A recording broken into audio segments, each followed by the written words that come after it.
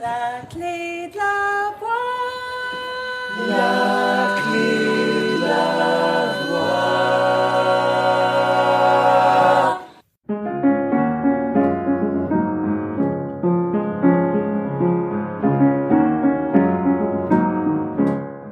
Bonjour, je suis très heureuse de vous publier enfin cet épisode évolutif dont la première partie a été enregistrée en Corse il y a 1 an. Nous avons reporté la diffusion pour qu'elle coïncide avec l'actualité de Delia Lucia qui chante en duo avec Garou dans l'album Corse ou Mezzo Mezzo et qui est certifié disque d'or. Durant la première partie, à retrouver sur YouTube ou en podcast, Delia nous parle d'une manière intuitive et émotionnelle de son rapport à la voix et à la musique. 6 mois plus tard, nous nous sommes dit qu'il serait intéressant de poursuivre notre conversation, car entre-temps, Delia a entrepris une rééducation vocale ainsi qu'une formation de professeur de chant, ce qui a changé son rapport à la voix. Nous parlons de ne pas rester sur ses acquis, dans le chant comme dans la vie, pour se donner les moyens de réaliser ses rêves. Je vous souhaite une très belle écoute. Bonjour Delia. Bonjour. Alors je suis ravie d'être avec toi, chez toi aujourd'hui. Moi aussi. Tu as été bercée par le chant. Est-ce que tu veux bien nous raconter tes premiers souvenirs, comment une voix ou des voix t'ont marqué dans ton enfance? Moi, je suis née avec la musique, donc j'ai pas d'événement précis. Ça a toujours été avec moi. Mon papa, qui est chanteur corse, me chantait des chansons tout bébé. Quand j'ai commencé à parler, j'ai chanté tout de suite et ça a toujours fait partie de ma vie. Donc c'est lui qui a initié cette passion du chant? Oui. Et est-ce qu'il t'a donné des conseils ou est-ce qu'il y a d'autres chanteurs que tu côtoyais qui t'ont donné des conseils quand tu étais enfant ou un peu plus tard, des choses qui t'ont marqué et qui t'ont aidé? Alors au départ, c'est mon papa qui m'a donné des conseils tout de suite, parce qu'il me donnait des cours en fait sans que je m'en rende compte. Et après, j'allais le voir lors de ses concerts. Il a été dans plusieurs groupes. Excuse-moi, je te coupe. Qu'est-ce qu'il te donnait par exemple comme conseil quand tu chantais? Beaucoup le souffle. Il me disait de faire comme les bébés. Il me disait voilà, il faut toujours que tu imagines que t'es ce ventre de bébé qui se gonfle. Je me rappelle surtout de ça, le son vient du ventre. Et tu avais quel âge à peu près? Là où j'ai vraiment commencé à prendre des cours, c'est plus vers 6 ans, 5-6 ans, où je me rappelle de ses conseils sur le souffle. Après, c'était la posture. Qu'est-ce qu'il t'avait dit par rapport à la posture? Alors, il me disait de me tenir droite, mais de faire venir le son, le faire sortir, voilà, comme ça. Désolée, c'est un peu enfantin, mais c'est des souvenirs que j'ai. Toujours dans l'émotion. Toujours penser ce que je raconte en fait. Ça c'était le plus important. Penser vraiment au texte? Toujours. Avant tout, il disait même si pense pas trop à tes notes, pense d'abord à ce que tu racontes. C'était la base et ça me suit encore aujourd'hui parce que j'aime être dans l'émotion. C'est tout le temps l'émotion qui compte dans ce que je fais. Après, tu as eu d'autres professeurs de chant, tu as vu d'autres chanteurs corses, c'est ça? Oui, alors après, j'ai écouté mon père en studio. J'allais avec lui en studio, j'allais avec lui quand il faisait des concerts. Et j'écoutais les conseils en studio, j'écoutais les conseils qu'il se donnait mutuellement quand il était avec ses groupes ou les autres chanteurs avec qui il collaborait. Et après, il me présentait des gens. Et à chaque fois, il y avait des petits conseils jusqu'au jour où j'ai enregistré avec lui en studio. Et là, il était strict. Par contre, c'était strict, mais j'ai beaucoup appris comme ça, en étant avec lui. Alors quand tu dis il était strict, il y a quelque chose dont tu te souviens? Oui, parce que j'étais jeune, donc ça n'avait pas la même importance que pour lui, peut-être à ce moment-là. Il voulait que ce soit parfait, il voulait toujours que ce soit vrai, que ce soit fait avec le cœur, et il voulait quand même que je donne le meilleur de moi-même. Donc il était toujours derrière moi, et en studio, il me faisait recommencer 50 000 fois les textes. Voilà, c'était très précis, quoi. Il me disait ce que je devais penser, Il me racontait, par exemple, quand on chantait en Corse, exactement l'intention que je devais mettre, comment je pouvais m'imaginer, que je le rapporte à quelque chose que j'ai vécu moi, que je ressens. Avec mon imagination d'enfant, je travaillais comme ça. Ah, super, après c'est un travail d'acteur en fait. Voilà. Mais en étant toujours vrai, toujours se servir de ce que moi je ressens, ce que j'ai pu ressentir, des gens que j'aime, ce qui m'a fait de la peine. Et donc tout ça tu l'as intégré de par l'observation et de par les conseils de ton père.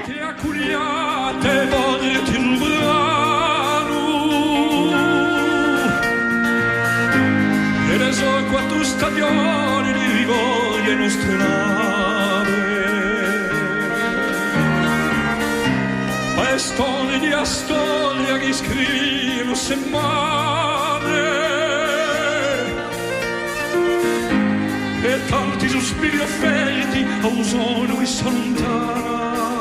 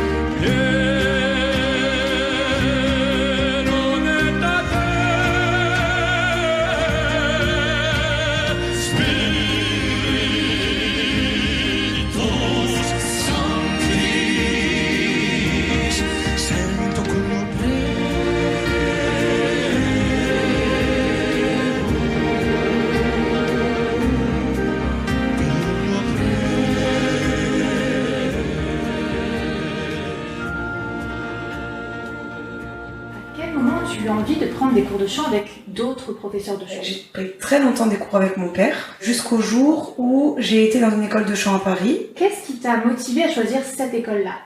Je suis allée à Paris comme ça, c'était en 2013. Je suis allée un peu à la chasse de l'école que je voulais. Et quand j'y suis allée, j'ai eu le coup de cœur. À l'époque, je voyais comme ça, un peu comme une Star Academy, bon, sans les caméras, mais du coup, c'est ça qui m'a attirée dans cette école. Et qu'est-ce que tu as appris dans cette école? Il y avait des cours de chant lyrique. Moi, j'avais pas du tout fait de lyrique. Il y avait des cours de jazz et j'avais un peu un style un peu jazz. Voilà. Du coup, ça a été super intéressant. Et après, il y avait de l'improvisation théâtrale. J'avais du mal à me lâcher à l'époque. Encore maintenant, c'est pas toujours facile, mais ça m'a beaucoup aidé aussi. Et puis être avec d'autres gens qui viennent pas de mon environnement, parce que là, il y avait des rappeurs, il y avait un peu de tout, quoi. Il y avait tout ce qu'on n'a pas forcément nous en Corse. Donc c'était intéressant. Est-ce que tu te souviens d'un exercice qui avait été difficile pour toi, mais qui après t'a vraiment aidé? Alors, ce qu'ils faisaient, c'est qu'ils organisaient des concerts une fois par mois à peu près. Ils nous faisaient répéter, travailler, ils nous donnaient un texte. Par contre, on choisissait pas notre chanson et il fallait se l'approprier. Alors, c'est pas toujours facile parce que quand on vous donne une chanson comme ça, des fois, elle nous touche pas énormément, enfin pas comme on le voudrait. Et moi, j'essayais de faire en sorte que, comme c'était moi qui la racontais, je voulais l'apprivoiser, quoi. Donc c'était vraiment un travail difficile, mais qui m'a aidé dans tout après. Tu parlais de la prof de jazz, est-ce que tu te souviens d'exercices qu'elle t'a donné, de conseils par rapport à ta façon d'aborder le rythme? C'était un peu toujours pareil, hein. C'était un peu les mêmes exercices dans les cours, dans les différents cours. Je me rappelle pas de tout, mais beaucoup sur le lâcher. En fait, ce qui était intéressant dans ces cours, c'est que c'était technique, mais en même temps, il fallait se lâcher. C'est pas évident, finalement. On nous dit, il faut vraiment se lâcher, interpréter, mais en même temps, il faut penser quand même à ta technique. Est-ce que tu te souviens d'un morceau et de la façon dont elle t'avait fait travailler, qui n'était pas forcément la tienne? Oui, alors Ella Fitzgerald, Cry Me a River. Pardon pour mon anglais. Et c'était intéressant parce que, comme je fais beaucoup de variétés, et je faisais aussi beaucoup de chant corse, surtout petite, ça me sortait de ma zone de confort, quoi. C'était un peu surjoué. Et c'était intéressant parce que j'étais jeune et c'était super intéressant de jouer ce rôle-là aussi, quoi. Et dans la façon dont elle t'avait fait travailler, donc c'était surtout sur le côté surjoué. C'est plus se lâcher, je dirais. Enfin, elle voulait toujours qu'il y ait de l'intensité. C'était intéressant de sortir de cette zone. Quand tu dis de l'intensité, c'est au niveau de l'interprétation ou au niveau du volume sonore?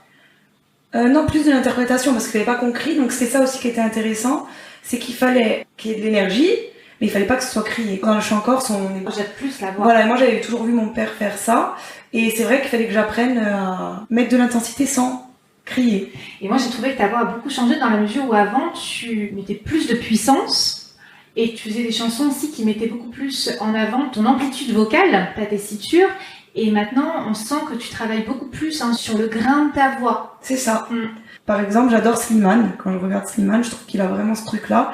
C'est dans l'intensité, dans l'émotion. C'est ce qui m'attire le plus dans la chanson, plus que s'il y a de la voix. C'est un peu ce que je faisais sans m'en rendre compte, mais voilà, c'est ce que j'aime faire dans mes chansons en tout cas, et quand j'interprète aussi des reprises.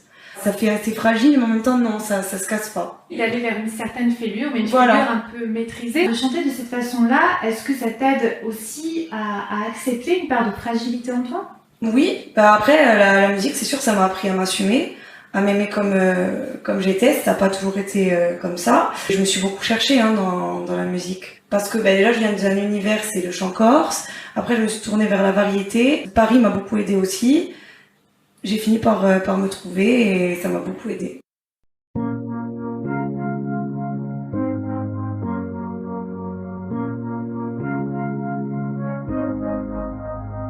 Je pense à ça ce soir, je sais que c'est bizarre, ne cherche pas à comprendre, je veux juste savoir. Ça aurait donné quoi, toi et moi, si on avait franchi le pas? Dis-moi, dis-moi. Ça aurait donné quoi, toi et moi, on se fait encore cet effet-là? Dis-moi, dis-moi. Je ne devrais pas, je sais, je me suis laissé aller. Retour dans le passé, je suis tombée sur toi. Drôle de pensée, c'est vrai, je devrais laisser tomber. C'est plus fort que moi, je n'y crois même pas. Je pense à ça ce soir, je sais que c'est bizarre, ne cherche pas à comprendre, je veux Ça aurait donné quoi, toi et moi, si on avait franchi le pas? Dis-moi, dis-moi. Ça aurait donné quoi, toi et moi? On se fait encore cet effet-là. Dis-moi, dis-moi. Nos destins sont liés, je n'y peux rien, tu vois. Je pensais t'avoir oublié, mais tu es toujours là.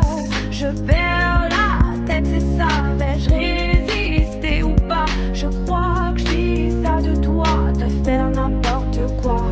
Je pense à ça ce soir, je sais que c'est bizarre. Ne cherche pas à comprendre, je veux juste savoir. Ça aurait donné quoi, toi et moi, si on avait franchi le pas? Dis-moi, dis-moi.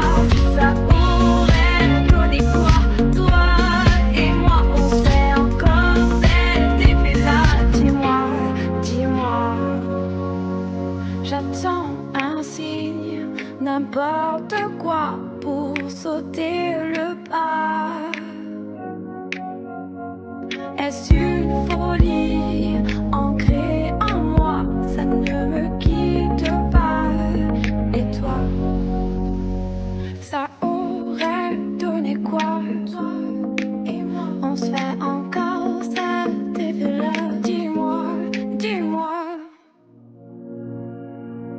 Ça aurait donné quoi, toi et moi, si on avait franchi le pas? Dis-moi, dis-moi. Ça aurait donné quoi, toi et moi? On fait encore cet effet-là. Dis-moi, dis-moi. Je sais que si on fait encore cet effet-là, et moi.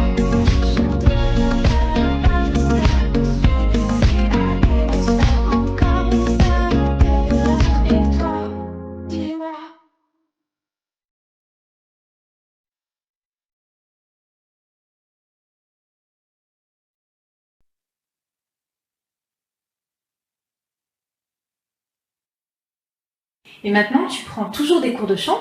Oui. Est-ce que tu veux bien nous parler de ce que tu travailles actuellement avec ta prof? Est-ce que c'est un regard global sur ta voix pour continuer de progresser ou est-ce que vous voulez travailler sur des points en particulier?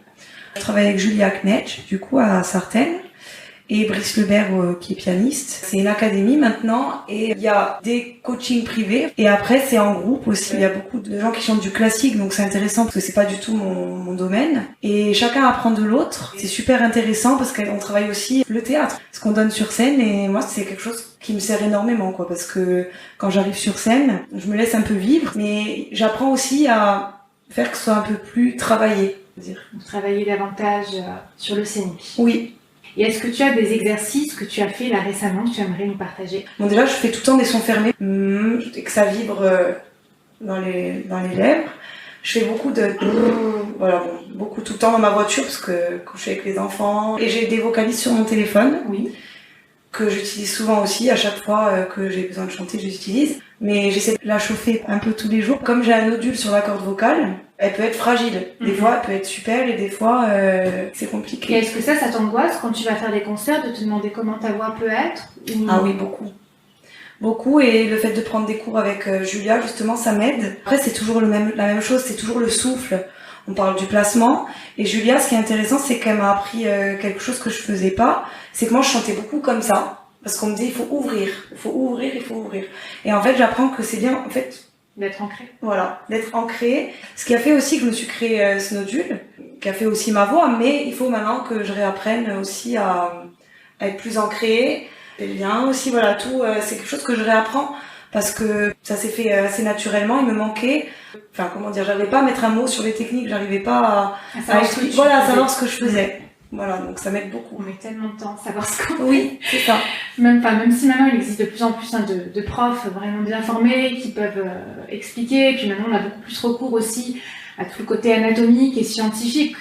Voilà, avant on disait bon les chanteurs, mais les empiriques, voilà. Écoutez, reproduisez. Hein. Mais c'est vrai que maintenant heureusement il y a beaucoup de choses, et puis il y a même aussi les orthophonistes. Il y a certaines profs de chant qui sont orthophonistes ou des profs qui se forment avec des orthophonistes, et ça peut aider notamment pour pour la rééducation vocale. Mais ça, avant, je savais même pas. Pour moi, c'était comme ça. C'était bon, ben voilà, on chante. Et en fait, on se rend compte que non, c'est du travail, c'est de la technique. Je suis contente de m'y remettre vraiment à fond, quoi. Et donc là, tu prends des cours de chant, c'est une fois par semaine, c'est Oui. ça? Tous les jeudis à Sartène. Et c'est intéressant, voilà, comme je disais, de voir les autres aussi. On apprend tous les uns des autres. Ça me rappelle un peu quand j'étais à Paris, et ça, moi, j'adore, quoi. J'adore l'esprit, on s'encourage mutuellement. Et tu disais que sur scène, tu avais eu du mal à te lâcher. Maintenant, tu te sens comment quand tu es sur scène? Ben, je sens plus rien. Moi, quand je monte sur scène, il se passe ce qu'il se passe. C'est pour ça que j'apprends maintenant à être consciente de ce que je fais. Tout en gardant l'imaginaire, parce que moi, je suis beaucoup dans l'émotion imaginaire. Mais j'apprends à réfléchir un petit peu quand même à ce que je fais. Quand tu chantes, tu as des images mentales qui t'aident? Je me sers toujours de ce que j'ai vécu, toujours. Je m'imagine toujours que je raconte une histoire, mon histoire à quelqu'un, et c'est toujours l'émotion. C'est la clé pour moi, c'est l'émotion. Et avant de chanter, est-ce que tu as le trac? Ça dépend. Des fois, oui.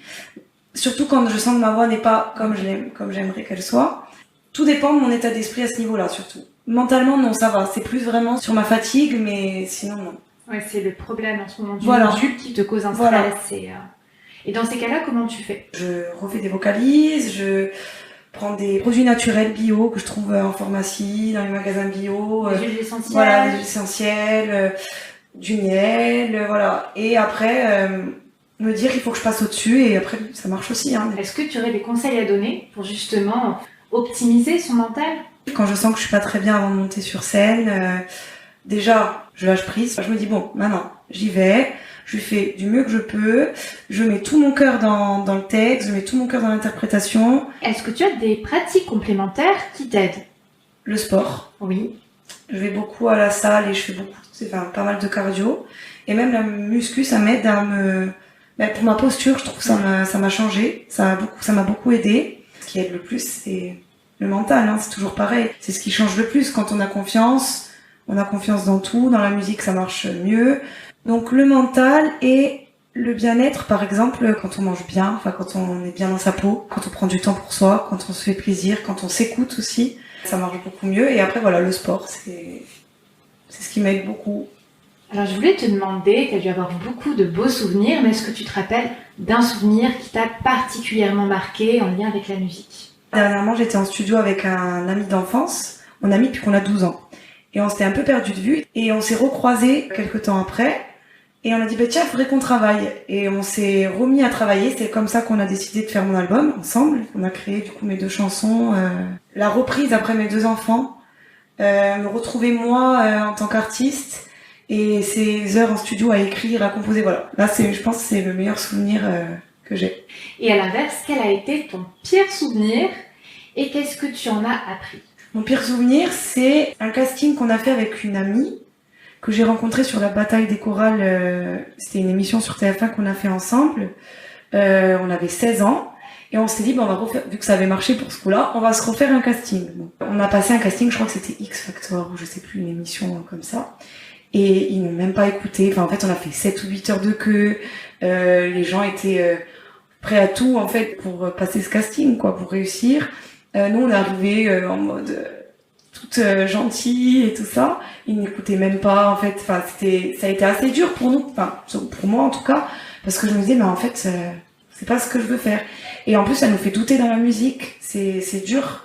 Et j'ai mis du temps après pour vraiment me dire, non, mais je mérite quand même de faire ce que j'aime. C'est pas parce qu'il y a un casting qui loupe ou quoi que ce soit que c'est fini, quoi. Et en fait, je me suis rendu compte que j'avais pas forcément envie de passer par des émissions ou par des castings. Enfin, après, oui, c'est un casting pour une belle comédie musicale ou quelque chose d'intéressant, oui, mais pas être prête à tout pour être sur le devant de la scène. Voilà. Ça m'a appris que c'était pas pour toi. C'est pas pour moi. Après, chacun, ça peut plaire à des gens qui aiment être en compétition, etc. Je me suis rendu compte que moi, la compétition, c'était pas ce qui me plaisait. Oui, mais il y en a, ça va les stimuler, et puis il y en a au contraire, ça va leur faire l'effet inverse. Moi, je suis hypersensible, donc ça m'affecte, quoi. Donc, c'était pas pour moi. C'était pas une très bonne expérience. Mais c'est une expérience quand même, et ça m'a servi, donc il n'y a pas vraiment de mauvaise expérience. Et en tout cas, c'est après que tu as vraiment eu un déclic où tu t'es dit que tu allais un peu tout faire pour réaliser tes projets musicaux ou c'était présent dès l'enfance ou alors c'est venu plus tard? Bon, moi j'ai toujours voulu être chanteuse. On perd un peu espoir au bout d'un moment, c'est vrai. On dit ouais, mais il y en a tellement. Puis les gens nous découragent beaucoup aussi. Hein. Oui, mais il y en a plein. Oui, mais trouve quand même quelque chose que t'aimes. Voilà. Bon. J'avais envie de laisser tomber, mais ça a toujours été là. Toute petite, je me disais non, mais moi je veux faire ça, je vais le faire. Et c'est toujours revenu. Après l'école à Paris, j'ai rencontré mon mari et j'ai eu mes 2 enfants. Mais ça me quittait pas et j'étais malheureuse, quoi. Enfin, j'étais heureuse d'avoir mes enfants, mais il me manquait. C'est plus fort que moi, c'est une partie de moi. Déjà, je l'ai depuis toute petite. Je me suis rendu compte que ça venait pas que de mon père, que c'était vraiment, c'est comme ça, je peux pas l'expliquer, c'est plus fort que moi. Et j'ai eu besoin de revenir. Ça m'a fait du bien d'avoir cette pause, d'avoir ma vie de femme, de maman, et je suis contente maintenant d'avoir les 3. Faut jamais abandonner. Quand on a envie de le faire, c'est sûr que les gens s'attendent à où on réussit, on est vraiment connu et c'est la réussite, soit ça vaut pas vraiment le coup. C'est vrai, c'est ce qu'on entend beaucoup pour les gens qui chantent pas ou qui sont pas dans la musique ou dans le théâtre. Mais en fait, quand on a envie de le faire, il faut aller jusqu'au bout. Il faut le faire pour soi d'abord. Rien que pour les échanges moi que j'ai avec d'autres artistes et tout, rien que pour ça vaut le coup. Tu as déjà fait de belles collaborations, est-ce que tu veux bien nous en parler? Il y a un album qui sort bientôt avec des chanteurs corses et des chanteurs continentaux. Et j'ai pu participer à l'aventure et je serai en duo avec un super chanteur que j'adore et j'en parlerai bientôt. Matt, d'écouter, et puis bien sûr je mettrai tous les liens, donc après les gens pourront te retrouver et retrouver ton duo. Donc tu es une jeune maman, tu viens nous dire que tu as 2 enfants. Est-ce que tu as ressenti un changement, soit pendant ta grossesse, soit en postpartum, au niveau de ta voix ou au niveau de ton souffle? Oui, je trouve que ma voix a changé. Mais je me demande si c'est pas psychologique encore une fois. Si c'est pas le fait de me sentir mieux, d'avoir confiance en moi. Je crois qu'on lâche prise hein, quand on devient maman aussi sur plein de choses. On se prend moins la tête. Je crois en ce que je fais plus qu'avant, donc c'est plus simple. Et puis l'émotion, encore une fois, enfin moi en tant que maman, ça m'a ouvert des portes que j'aurais pas pu rencontrer autrement. Enfin, j'aurais pas pu être aussi touchée qu'en étant maman. Donc ça m'a aidée dans le fait d'être plus sérieuse et donc de me mettre à fond. Quand je prends mes cours, quand je travaille, avant j'étais plus jeune, je le prenais plus à la cool. Maintenant je me rends compte que c'est vraiment, on n'a rien sans rien, c'est du travail, c'est voilà. Quand on a les enfants, en général on prend du poids, puis après on veut vite les reperdre en tant que femme. Après on peut perdre du poids quand on a un homme à un autre moment de sa vie. Et plusieurs chanteurs ont eu au moment de leur perte de poids, surtout si elle était rapide, une incidence sur le soutien de leur voix. Est-ce que toi, après ta grossesse, tu as ressenti une différence ? Oui, parce que j'ai arrêté de chanter un moment et donc quand j'ai repris, c'était plus, j'étais plus dedans quoi, donc c'était un peu compliqué. D'accord, t'as pas continué pendant... Pas trop. Quand on a une vie de famille, voilà, t'es maman maintenant, donc tu vas pas devenir chanteuse comme t'aimerais être sur scène. Et j'ai mis du temps à comprendre que si, en fait, je fais ce que je veux. Au contraire, avoir des enfants, c'est une richesse en plus, c'est pas un boulet qu'on se traîne. Et du coup, j'ai mis beaucoup de temps à comprendre ça. Et je trouve ça dommage qu'on ne dise pas aux femmes tu peux être femme, maman, enfin chanteuse, tout ce que tu veux dans ta vie. Ça a été très compliqué pour moi de le comprendre. Il y a beaucoup à faire des pauses. Après, ça dépend aussi de l'entourage familial. Moi, je sais que c'était très compliqué. J'étais obligée de faire pas mal de pauses parce que j'avais personne pour me la garder. Voilà. Là, maintenant, elle a eu 6 ans. Je commence à l'amener avec moi et c'est pas toujours simple. Mais c'est vrai que parfois c'est facile et parfois c'est plus compliqué. Pas toute l'aide qu'il faudrait pour les chanteuses. Pas du tout. Pas du tout. Et puis c'est surtout, t'as des enfants maintenant, pourquoi tu vas aller reprendre la... Non mais c'est ma vie en fait, la chanson. Mes enfants aussi, mais la musique aussi, c'est ma vie. Donc ça a été compliqué. Quand j'ai repris la musique, c'est vite revenu. Ouais, donc t'as pas continué par exemple tous les jours à chanter pour toi ou... C'est étrange ce que je vais dire, mais j'étais tellement triste de plus chanter. Limite, je me disais, il faut que ça passe, il faut que... Tant pis, c'est plus pour moi. Ouais, j'ai eu vraiment un vrai deuil. En plus, j'avais pris du poids, donc j'avais moins confiance. Enfin, j'étais pas très bien dans ma peau. Après, j'ai dit non, alors maintenant je me reprends en main et rien n'est impossible et on peut tout avoir. Voilà. Et justement, par rapport au fait d'avoir du poids en plus, moi c'est un sujet que je connais très bien et qu'on n'a jamais abordé dans le podcast puisque depuis que je suis enfant, j'ai eu beaucoup de variations de poids. Et c'est vrai que parfois, je me rends compte que je me suis auto-sabotée parce que comme j'avais du poids en plus, mais j'osais pas, on m'avait proposé une télé, j'osais pas, j'estimais que j'étais pas présentable, que j'avais peur de décevoir les gens. Et même si c'est beaucoup dans notre tête, et puis aussi la société, on a un peu une image de la chanteuse. Enfin moi, ma mère, elle est chanteuse, elle est toute mince, c'est très glamour, donc j'avais un peu ce stéréotype de la chanteuse. Toi, comment est-ce que tu le vivais ? Alors moi, pareil, j'ai eu beaucoup de variations de poids. Enfant, j'étais très très ronde. Donc toute ma vie, ça a été comme ça. Et bizarrement, c'est seulement quand j'ai eu mes enfants que j'ai eu la stabilité de poids. Donc est-ce que le fait que je me sente mieux dans ma peau, que je me sente importante aussi, que j'ai un rôle important, que je me considère davantage, a fait que j'ai jamais été aussi bien dans ma peau qu'en ayant 2 enfants. Je pense que c'est juste dans la tête, on est belle, peu importe notre poids, y a pas de souci. Mais je regrette de m'être pareil auto-sabotée parce que j'ai pu être plus ronde ou... Et toi aussi, c'est quelque chose que tu as fait Ah oui, beaucoup, beaucoup. Et après, les gens sabotent aussi, il faut quand même dire ce qui est. Enfin, maintenant, ça commence à changer, je trouve ça super. Mais à l'époque, dans les castings, c'était pas très ouvert, C'était toujours le même style de personnes. Maintenant, je trouve que ça devient beaucoup plus intéressant parce que on voit de tout, on nous encourage à être nous-mêmes, à nous aimer comme on est. Donc c'est pas du tout la même chose, Mais il y a 10 ans de ça, même, c'était pas encore ça, J'ai eu des clauses esthétiques, dans un contrat. Qu'on s'aime comme on est et qu'on nous accepte comme on est. Mais si on s'accepte pas nous-mêmes, déjà, ça ne peut pas. Et en fait, on s'auto-sabote tout le temps. Ce que je ne ferai plus maintenant. Donc tu as enregistré, tu nous disais, avec ton ami d'enfance. Est-ce que tu veux bien nous parler de ces 2 chansons et de ton album à venir? On a fait ensemble les 2 chansons. Moi, j'ai écrit le texte, j'ai donné l'air de la musique, puis il a fait les arrangements. C'est toi qui fais la mélodie? Oui. On fait ensemble. Après, je donne mon idée et on a vraiment fait ensemble pour la mélodie. Tu as des idées qui te viennent toutes seules, tu enregistres sur ton iPhone, et après tu vois avec lui? C'est ça. Je me mets toujours sur mon ordinateur, j'écris. Après, je vais en studio, je lui montre. Avant, j'enregistre aussi l'air que j'imagine sur mon téléphone. Et après, lui, il prend sa guitare, parce qu'il est guitariste, et on monte tout ça ensemble. Et est-ce que tu décides de te mettre tous les jours, de t'abstreindre à écrire, ou est-ce que c'est quand tu sens l'inspiration ou que tu as une émotion particulière? Quand ça vient. J'arrive pas à ça marche pas si je me dis allez, j'y vais. Ça peut arriver, des fois je complète des textes que j'ai commencé. Ça peut aller, mais pour vraiment me mettre dedans, il faut que ça vienne tout seul. Et donc, qu'est-ce qui te vient? Ce sont des mots, ce sont des phrases, Je prends mon dictaphone, il me vient une phrase, j'écoute une chanson, ça me fait penser à autre chose. Il se passe un truc, je suis triste. Des fois, c'est une phrase déjà avec un air de musique. Des fois, c'est juste une phrase. Des fois, c'est juste une mélodie. J'enregistre. Et après, je complète avec ce que j'ai déjà dans mes notes. Des fois, des fois, je mets plusieurs mois à écrire une chanson. Des fois, il y en a une que j'ai laissée au fond du placard pendant des années même et ça revient. Voilà, c'est des petits bouts. C'est un peu le bordel d'ailleurs dans mon téléphone, mais voilà. C'est des petits bouts. Et donc, tu parlais de cette amie-là, et je crois qu'il y a d'autres personnes qui t'entourent. Oui, alors après, je suis entourée de beaucoup de musiciens. Bon, déjà mon père, dont je fais les premières parties souvent avec son groupe Arapa. Je joue avec son pianiste Brice Lebert. Je travaille aussi avec une personne qui travaille avec un label un peu connu, mais bon, je vais pas trop le citer pour le moment. Et surtout Brice, voilà mon ami. On se donne des idées et on monte le projet de mon album. Et donc, il y a eu 2 clips. C'était des clips que tu as autoproduits?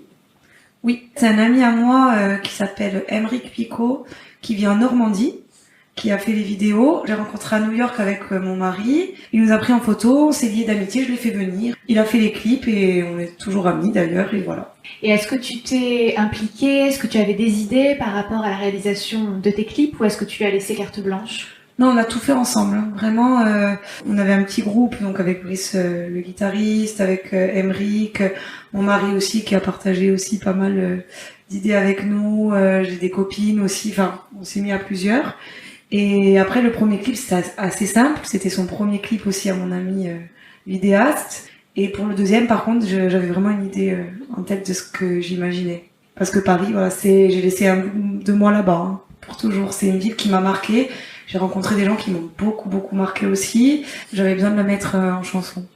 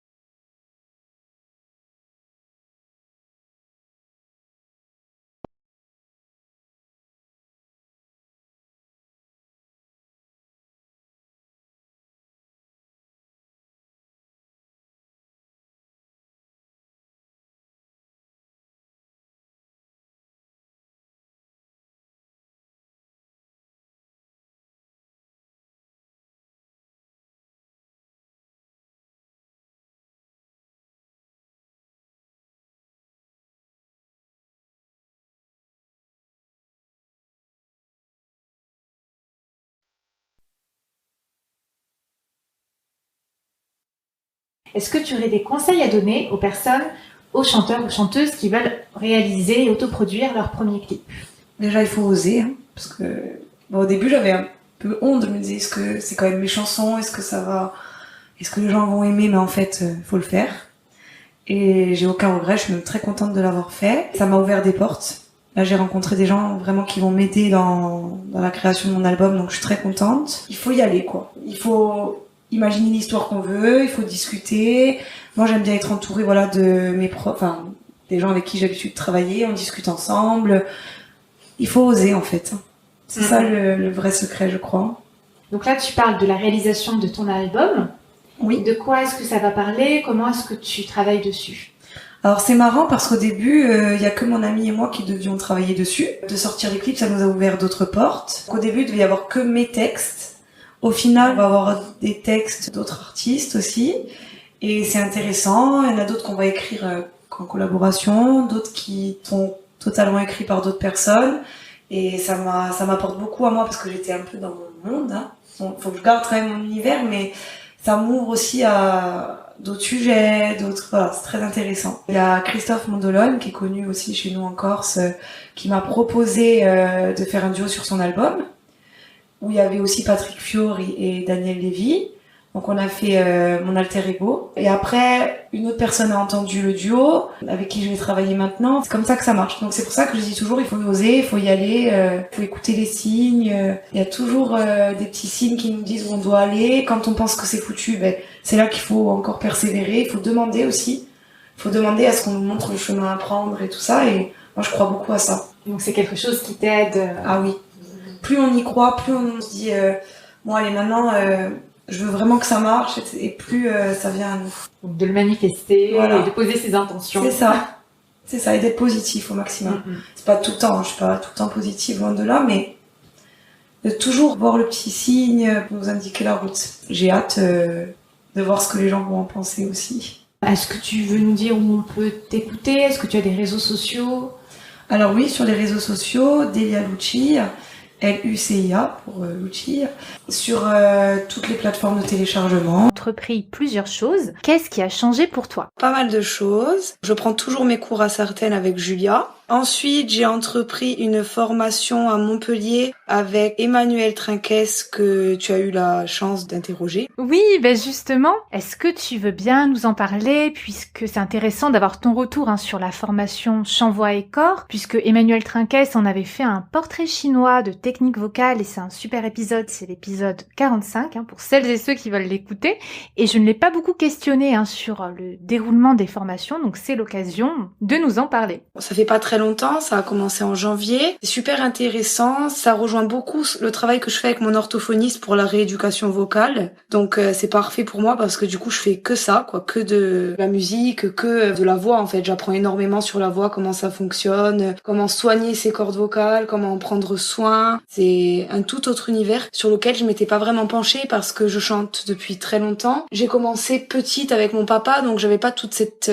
partie technique, on va dire. C'était assez naturel. Et il me manquait vraiment cette partie-là. Et en même temps, c'est très lié au corps, c'est très naturel finalement. Du coup, c'est vraiment plus simple pour moi de prendre soin de ma voix. Au niveau corporel, qu'est-ce qui a changé pour toi? Déjà, j'en apprends plus sur l'anatomie, surtout le larynx, la respiration. La formation a commencé depuis pas très longtemps, mais on est vraiment sur de la pédagogie positive déjà. On apprend aussi que le souffle, c'est pas que le ventre, mais c'est beaucoup plus général que ce qu'on nous apprenait avant. Donc ça, c'est important pour moi parce que j'ai beaucoup chanté avec le ventre. Dans ma tête, c'était que le ventre, en fait. C'est ce que j'ai appris depuis toujours. Donc là, ça m'ouvre une autre porte aussi. Le fait de travailler avec d'autres personnes qui ont d'autres styles musicaux, c'est super intéressant. Par exemple, on a un élève qui fait de la voix saturée, c'est très ouvert. Et on voit qu'en fait, peu importe notre univers musical, tout part de la même chose. C'est le corps, c'est la voix, c'est se sentir bien. C'est une pédagogie très positive. Et toi, en tant que chanteuse, est-ce que maintenant tu as inclus des exercices? Et si oui, lesquels? Est-ce que tu veux bien nous les partager? La paille, déjà c'est mon exercice préféré, c'est ce que je fais tous les jours. Donc souffler dans l'eau avec une paille. Ensuite rajouter du son, faire des piquets, c'est-à-dire des en gardant toujours des bulles dans le verre par exemple. Faire aussi toutes mes mélodies dans la paille. Et ça je le fais tout le temps et c'est vrai que ça m'a sauvé, ça m'a sauvé la voix. Et puis ça apprend à mettre le bon débit d'air et ça place la voix. Vraiment, oui. Après le fry aussi, donc le qui est pas très joli mais que j'utilise aussi tout le temps. Et après c'est beaucoup être bien posé dans son corps, s'écouter aussi. Est-ce que tes appuis corporels ont changé? Oui, j'essaye de penser mon souffle plus général dans mon corps et pas que dans le ventre. Donc déjà, ça a changé pour ma posture aussi, pour comment je me tenais. Donc je prends plus appui, j'essaie de généraliser mon souffle, à être plus dans mon corps en fait. Par exemple, en faisant des petits étirements avant de chanter, prendre vraiment possession de mon corps, vraiment voir d'où part le son. C'est des petits trucs comme ça sur lesquels je faisais pas trop attention avant. Et est-ce que tu veux bien nous parler du travail que tu fais avec l'orthophoniste, puisque quand on avait enregistré, tu venais d'apprendre que tu avais des nodules, c'est bien ça? C'est ça, que j'ai toujours. J'ai beaucoup récupéré, c'est-à-dire que j'étais aphone très très souvent, ou alors vraiment ça tirait beaucoup. C'était même compliqué par exemple de lire une histoire aux enfants le soir, ça devenait impossible. Et en fait, c'est un peu le même travail que je fais avec Emmanuel, j'ai été très étonnée. C'est logique, mais moi j'avais jamais fait le rapprochement vraiment orthophonie et chant. Je fais pareil, la paille. Je fais aussi des petits massages du larynx. J'apprends vraiment à connaître mon larynx. J'apprends à me tenir plus droite. À penser mon souffle et mon son du coup un peu plus haut. J'apprends à m'écouter, à être dans le silence quand je sens que ma voix est fatiguée. Je fais plus attention. Toi qui es maman, comment fais-tu quand tu as besoin de faire silence? Comment est-ce que tu mets ça en pratique? Eh bien, je leur explique. Et ils savent que il faut éviter de me faire parler trop fort. Avant, je faisais pas attention. Je parlais fort et maintenant j'évite. C'est pas plus mal parce que ça m'apprend à ne pas parler pour rien finalement. C'est une stratégie que les professionnels de la voix apprennent aux enseignants et surtout aux enseignantes de petites sections lors de formations qu'organise la MGEN sur la voix. J'en parle dans l'épisode 25 avec Maëva Garnier, puisque les enseignantes en maternelle sont beaucoup plus exposées à un niveau sonore élevé et donc aux troubles de la voix en comparaison avec d'autres professions. Et Maëva Garnier intervient pour partager ses recherches puisqu'elle est chercheuse au CNRS et pour former les enseignantes et les enseignants à mettre en place des actions simples pour ne pas forcer sur la voix. C'est ça. Donc je m'approche, je dis écoute, on peut parler un peu plus doucement. J'essaye d'expliquer et petit à petit ils le savent de toute façon. Donc c'est même mieux pour nous parce qu'eux aussi apprennent à moins crier, donc c'est pas plus mal au final. C'est bénéfique pour tout le monde. Est-ce que tu as commencé à donner des cours de chant? Oui. Beaucoup à des enfants d'ailleurs, j'aime bien. J'ai beaucoup de mamans qui me suivaient sur les réseaux, qui savent que je chante et que je suis maman. Donc elles ont mis leur fille et ça c'est super sympa, je me régale avec les petites filles. Elles sont hyper passionnées, enthousiastes. Elles travaillent beaucoup, en plus elles apprennent leurs chansons par cœur. J'ai été hyper épatée par les enfants. Et après j'ai commencé aussi avec des adultes mais tout doucement. Et c'est super sympa aussi, je suis très contente d'avoir commencé. Qu'est-ce que tu leur fais faire? Déjà prendre conscience de leur souffle, beaucoup de paille, beaucoup de chanter doucement. Ça c'est quelque chose que j'apprends aussi avec ma prof Julia à Sartène, leur apprendre déjà quand ils sont débutants à chanter doucement, à pas forcer sur la voix. Et j'ai remarqué qu'en commençant à chanter doucement, on arrive mieux à mettre en place son chant par la suite. En général, sauf pour les gens qui sont très timides et qui ont du mal à sortir la voix. Mais c'est vrai que moi, ça c'est quelque chose que j'ai vu ces dernières années. Quand j'ai commencé à donner des cours de chant, c'était il y a longtemps. Et c'était pas autant la mode du belting, donc les enfants criaient beaucoup moins et chantaient plus en mécanisme 2 en voix de tête. Et après, il y a eu la Reine des Neiges, il y a eu Vaiana, et j'ai vu les enfants qui se mettaient à crier un peu en voix pleine. Après, c'est sûr, ça dépend des personnalités, mais effectivement, quand ils chantent fort, il vaut mieux leur apprendre à retenir. Et déjà comprendre comment ils se placent quand ils chantent pas trop fort. Et après, petit à petit, on va un peu plus dans la technique, mais déjà, je leur fais prendre conscience, de la respiration, de se lâcher un peu. Alors, qu'est-ce que tu proposes pour se lâcher un peu? Ça peut être un peu bizarre, mais par exemple, je vais dire, allez, maintenant, on va à fond, on fait une voix de petite fille. Allez, maintenant, on fait une voix comme si on était un peu noble. On s'amuse un peu comme ça. Et finalement, ça marche, parce que ça casse un peu le côté, il faut vraiment que je m'applique, et ça marche assez bien. Je fais beaucoup sur les émotions, par exemple, la petite fille que j'ai en cours toutes les semaines. Je lui dis, allez, maintenant, tu vas me faire cette première partie en étant comme si t'étais très triste. La deuxième partie, on va faire comme si t'étais très contente. Et ça marche super bien aussi. Ils se régalent en faisant ça. Ils prennent conscience qu'ils peuvent mettre aussi de l'émotion dans leur chant. C'est super intéressant. Et quel pédagogue es-tu? Pour l'instant, dur de répondre. Je dirais plutôt à l'écoute, on va dire. J'essaye, et c'est vraiment ce qu'on apprend avec Emmanuel, c'est d'être avant tout à l'écoute, pas devenir la psychologue, mais en étant là très à l'écoute. Qu'est-ce que la personne ressent en face de nous? On lui pose souvent des questions, comment tu te sens en ce moment-là? Qu'est-ce que ça te fait dans la gorge, par exemple? On essaye vraiment de faire prendre conscience à la personne en face de nous que ses ressentis sont importants. C'est avec ça qu'on avance, qu'on arrive à notre objectif après. Et tu prends aussi des cours de piano? Oui, j'ai commencé. C'est frais, j'ai commencé. Et c'est pas évident, je dois dire. Mais je suis très contente. Du coup, voilà, je fais que de la musique, je me suis mis à fond. Oui, tu te professionnalises complètement. C'est ça. J'ai vu que tu étais aussi en studio, tu es toujours en train d'enregistrer ton album. À quoi ressemblent tes heures en studio? Alors, j'ai une bonne équipe, donc je suis entourée de Ariane, qui est ma manager, et Brice Colombier, qui est donc guitariste, mon ami, mais qui est aussi dans l'arrangement, dans la production, avec moi dans cet album. Déjà, on rigole beaucoup, on enregistre, on n'arrête pas jusqu'à qu'on ait la prise vraiment qui nous plaît, et on fait beaucoup de théâtre, entre guillemets, mais on dit, allez, maintenant, on s'imagine ça. Ils me guident beaucoup tous les deux, on partage tous les trois nos idées. On s'imagine, par exemple, pour une chanson un peu sensuelle, on y va à fond.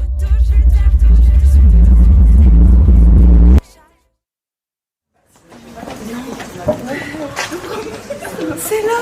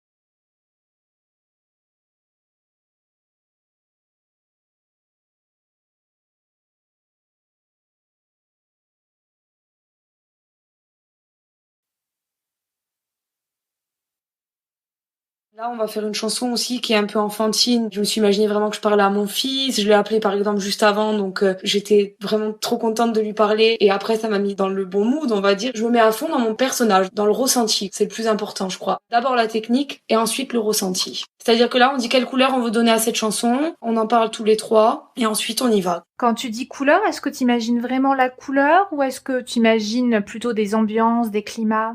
Des ambiances. Par exemple, pour la chanson enfantine, je commence d'une façon comme si je commençais à raconter une histoire. Doucement, je pose le décor. Ensuite, dans le deuxième couplet, je mets en garde, donc comme si je parlais à mon enfant et que je disais attention. Voilà, donc on s'imagine vraiment chaque couplet, quelle couleur on veut lui donner, quelle émotion, qu'est-ce qu'on ressent à ce moment-là, qu'est-ce qu'on veut que la personne qui écoute la chanson ressente. Et c'est un peu comme si on doublait un film finalement. C'est un peu ce que je ressens, mais en chantant. Et quand tu prépares tes chansons, est-ce que tu as un cahier, par exemple, où tu notes plein d'infos sur cette chanson? Pas du tout. C'est que au ressenti. Ce côté créatif, il a plus lieu en studio, c'est pas forcément noté à l'avance sur un cahier préparé. Non, parce que des fois, on peut changer. Je laisse toutes les possibilités au moment où on est en studio. Je me dis que tout est possible en studio, et c'est souvent le cas d'ailleurs. C'est souvent qu'on change complètement. Par exemple, on choisit une chanson pour un single, on dit ah ben non, finalement c'est l'autre, et puis en fait on recommence tout, on refait. Je me laisse vraiment porter. J'adore être en studio. Tu y passes combien de temps en général par session? On se met à fond sur une chanson sur 2 jours. Ouais, donc c'est vraiment dans le détail. Et tu disais donc tu refais plusieurs prises? Ah oui, des dizaines. D'abord on la fait en entier, après on fait par couplet, après on la refait en entier, jusqu'à qu'on trouve que quand on l'écoute, on se dit ah ouais, c'est exactement ce qu'on voulait faire. Et ça, est-ce que tu as l'impression d'y arriver facilement, à avoir ce ressenti-là? Oui.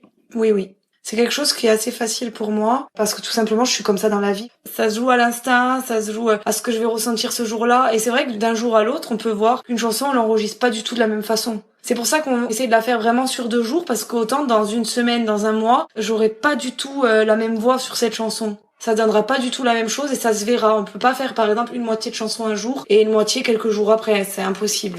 Donc il faut vraiment qu'on soit dans la bonne atmosphère quand on enregistre la chanson. Et comment se mettre dans la bonne atmosphère en studio? Est-ce que tu as des conseils? Éviter d'avoir des choses qui nous angoissent autour. C'est-à-dire, par exemple, moi, je fais garder les enfants, par exemple, par ma maman, ma belle-mère, ou s'il faut prendre une nounou, que je sois tranquille à ce niveau-là. Ensuite, être bien entouré, déjà, et se sentir très à l'aise. Si on n'est pas à l'aise avec les gens avec qui on travaille en studio, ça doit être très compliqué. Déjà, l'entourage et avoir l'esprit tranquille. Et qu'est-ce que tu ressens quand tu écoutes le résultat? Je dois me mettre dans la tête que je suis quelqu'un qui écoute, mais c'est pas moi. Comme si j'étais quelqu'un de l'extérieur, j'essaie vraiment de m'imaginer ce que la personne qui va l'entendre va ressentir. Je me mets vraiment dans cet état d'esprit. J'aime bien en fait me mettre des rôles dans ma tête, donc ça marche assez bien chez moi. Je me dis maintenant, j'imagine que je suis quelqu'un qui l'écoute. Après, je m'imagine que je suis un enfant qui l'écoute. Après, j'imagine que je suis une femme de 30 ans. J'essaie de m'imaginer un peu toutes les personnes qui peuvent l'écouter. C'est intéressant, cette histoire de rôle. Est-ce que tu veux bien nous en dire plus? Comme je fais dans la chanson, je le fais dans l'écoute. J'y vais à fond, en fait, c'est vraiment ça. Je me dis, bon voilà, là, par exemple, la chanson est sensuelle, je vais être très sensuelle. Comment je pourrais l'imaginer? J'utilise, par exemple, des choses que j'ai vécues dans mon passé, ou des choses que j'ai rêvées. J'utilise tout ce qui est en moi pour faire de la chanson quelque chose qui aura une âme. Je veux surtout que la chanson ait une âme. Et la dernière fois qu'on s'était parlé, tu m'avais dit que tu pensais avoir perdu des aigus. Et tu m'avais dit qu'entre-temps, tu avais l'impression que finalement, tu avais accès à bien plus d'aigus que tu ne le croyais. Est-ce que tu veux bien nous raconter? Oui, alors c'est avec la rééducation, avec mon orthophoniste. J'ai récupéré des aigus. Alors bien sûr, mes nodules sont toujours là, donc il y a des jours où je suis encore un peu fatiguée, mais c'est quand même beaucoup mieux. J'avais oublié totalement que je pouvais monter dans les aigus. Et ma prof de chant m'a dit, mais Dé, tu es soprano. Je dis, ah bon? Moi, je chantais plus du tout aigu. Et je m'étais imaginé que c'était interdit pour moi. Tout simplement, j'ai pas pris soin d'aller plus loin à l'époque. Et j'ai perdu du temps. Donc, je pense qu'il faut vraiment, quand on sent qu'il y a quelque chose qui va pas quand on chante ou quand on parle, tout de suite aller voir un ORL et une orthophoniste ou un orthophoniste. S'il y a quelque chose qui va pas, on le sent de toute façon, il faut s'écouter. On se rend compte, quand on récupère nos aigus ou quand on se sent plus à l'aise avec notre voix de nouveau, qu'on s'est emprisonné. Enfin, notre voix s'était emprisonnée et que c'est dommage, il faut pas attendre. Moi, c'est vraiment le truc que j'ai retenu. J'ai regretté d'avoir attendu si longtemps pour me tourner vers les bons professionnels. Après, c'est vrai que c'est toujours très intéressant, même si on n'a pas de problème vocal, si on n'est jamais allé voir un phoniatre ou un ORL, d'aller faire connaissance avec ses cordes vocales, aller avoir une petite photo d'elle, et en apprendre davantage, en fait. C'est de la curiosité envers son instrument, et surtout de pas avoir peur du côté un peu médical. Normalement, c'est aussi à ça que servent les profs de chant, en fait, à conseiller. J'essaie de leur faire prendre conscience de ça. Pas tout le monde sait comment c'est fait des cordes vocales, pas tout le monde sait comment ça fonctionne. Et quand on le sait, on en prend plus soin. D'ailleurs, par rapport à l'utilisation de son instrument, est-ce que tu aurais un livre à nous recommander? D'où vient notre voix? D'Elisabeth Perifonta. Oui, et c'est super intéressant même pour les enfants, même pour les adultes. Je trouvais ça super ludique, super sympa, même pour les adultes finalement, vraiment, je crois qu'on en apprend tout le temps et ne jamais se fermer des portes, toujours en apprendre davantage, toujours écouter des conférences, écouter des podcasts comme les tiens. Merci. Et en apprendre tout le temps, c'est important. Ne pas rester sur ses acquis dans le chant. Et moi, je l'ai fait assez longtemps. Je me suis dit, bon, mais c'est bon, je chante, voilà, ça va. Sauf que maintenant que je fais ça tout le temps, entre l'orthophoniste, la formation, mes cours, je me dis, bon, je sais rien, quoi. Mais c'est ça, plus on apprend, moins on a l'impression de savoir. Et je crois que toute une vie, ça suffit pas. Non, moi je dis toujours, une journée devrait durer 2 jours. Est-ce qu'il y a des choses dont tu aimerais nous parler ? Alors je sais qu'on avait parlé beaucoup de l'émotion et avec ce que j'apprends en ce moment par mes cours, par la formation, avec l'orthophoniste, c'est de vraiment prendre soin de ses cordes vocales, d'apprendre le bon geste vocal et ensuite, le plus important, de se lâcher, de prendre plaisir, de vivre ce qu'on chante. Que ça soit pas parfait mais que ça soit sincère, que ça soit vécu, c'est le plus important pour moi. Et je pense que c'est ce que je conseille aux élèves que j'ai et que j'aurai aussi. Est-ce que tu veux bien nous parler de tes prochaines chansons ? J'ai eu la chance d'enregistrer avec Garou que j'adore parce que je l'écoute depuis que je suis petite, donc j'ai été assez waouh quand on m'a parlé du projet. Encore Tsume. Comment s'est passé l'enregistrement ? J'ai été coachée par Patrick Fiori et Jean-Charles Pape et ça s'est très bien passé. Est-ce que tu as d'autres actualités à nous partager ? Là, on va travailler sur mon album. On a quelques idées mais rien d'assez net pour en parler parce que c'est vraiment en construction. On choisit la chanson là actuellement. Est-ce qu'il y aura un nouveau clip ? Oui. Il sera tourné en Corse ? C'est ça. On a quelques idées, on n'a pas encore l'idée fixe, on est dessus. En vrai, ça se fait un peu au dernier moment. Des fois, on est là, bon, allez, qu'est-ce qu'on fait ? On change d'avis au dernier moment, on fait tout, puis après on dit, ah non, on part sur une autre chanson. Enfin, c'est un peu comme ça, mais moi, j'aime bien. Et ce prochain clip, comment est-ce que tu réfléchis ? Comment est-ce que tu laisses les idées venir ? On travaille beaucoup avec Ariane et Brice, encore une fois. C'est vraiment les 2 personnes avec qui je travaille de A à Z sur l'album. Et on donne nos idées et souvent c'est marrant parce qu'on a les mêmes idées donc c'est assez facile. On est très très liés donc ça coule de source vraiment. J'avais trouvé vraiment tes clips très très bien. Comme c'était des clips que tu avais autoproduits avec un ami à toi, souvent quand on autoproduit son clip, les gens n'ont pas forcément l'air très à l'aise, n'ont pas l'habitude et toi je trouvais que t'étais vraiment à fond quoi, comme tu dis. On avait l'impression que t'avais fait ça toute ta vie. C'est marrant parce que je suis partie un peu toute seule. Je me suis dit bon allez je me remets dans mes projets, je sors mes chansons et je regrette pas de l'avoir fait, d'avoir osé parce que ça m'a ouvert beaucoup de portes. C'est-à-dire que je suis partie un peu toute seule, bon il y a des amis qui m'ont aidée mais je veux dire c'était mes idées, j'avais personne pour travailler avec moi, j'avais pas de manager. Rien. J'étais avec Brice, on va dire, et on a dit allez on se lance, on le fait. J'ai eu peur, mais je regrette pas parce qu'aujourd'hui ça m'a permis de vraiment avancer. Et comment faire pour vaincre cette peur ? Fermer les yeux et dire allez, je le lance, on verra ce qui se passe. Moi c'est ce que j'ai fait. On l'a publié, j'ai pas regardé ce qu'il se disait pendant quelques heures. Genre limite je me bouchais les oreilles, je fermais les yeux, je disais oulala, qu'est-ce que j'ai fait. Voilà, non il faut se lâcher, il faut se lancer et dire allez on verra bien ce qui se passe. De toute façon, quand on met son cœur dans le projet, généralement, ça marche. Après, qu'est-ce qu'on appelle marcher ? Je sais pas, mais ça nous emmène toujours où on doit aller. Et cette peur, est-ce que tu la ressens toujours ? Moins, parce que je suis plus entourée, mais je l'aurai toujours. Hein. C'est-à-dire que quand je vais ressortir la chanson, je vais me dire est-ce qu'elles vont me plaire autant que les 2 autres ? Est-ce que voilà, je vais pouvoir faire connaître à un peu plus de monde ? Il y aura toujours des peurs. Mais j'aime bien, c'est un bon carburant. De vouloir toujours se dépasser, vouloir toujours donner le meilleur de soi-même, de trouver des idées, les heures au studio, les heures d'appels téléphoniques à réfléchir, les heures à écrire des idées sur un papier, à se les envoyer, à échanger. Enfin, moi j'adore. On voit pas tout ce qu'il y a derrière, mais c'est génial. Alors je mettrai tous les liens en barre d'infos. Où est-ce qu'on peut te retrouver sur les réseaux ? Oui, bien sûr, Instagram, Facebook et YouTube. Très bien. Une question que je pose toujours pour terminer le podcast. Quel chanteur ou chanteuse aimerais-tu écouter sur le podcast ? Pourquoi pas Christophe ? Ah, j'aimerais beaucoup. Voilà, Christophe, super gentil. Et une voix magnifique. Super chanteur, donc ce serait une super idée. Très bien. Merci beaucoup, Daëlia. Avec plaisir. À très bientôt. À bientôt. J'espère que l'écoute de cet épisode vous a plu. Si c'est le cas, parlez-en autour de vous. N'hésitez pas à partager sur les réseaux sociaux en me taguant Clémentine Coppolagne ainsi qu'en taguant mon invité. Si le podcast est utile pour vous, s'il vous plaît, mettez un commentaire sur Spotify ou Apple Podcasts pour m'aider à le faire découvrir. Pour plus de renseignements sur mes accompagnements ou pour toute question, vous pouvez m'écrire par mail ou sur les réseaux. Mille merci d'avoir écouté La Clé de la Voix. À très vite pour un nouvel épisode.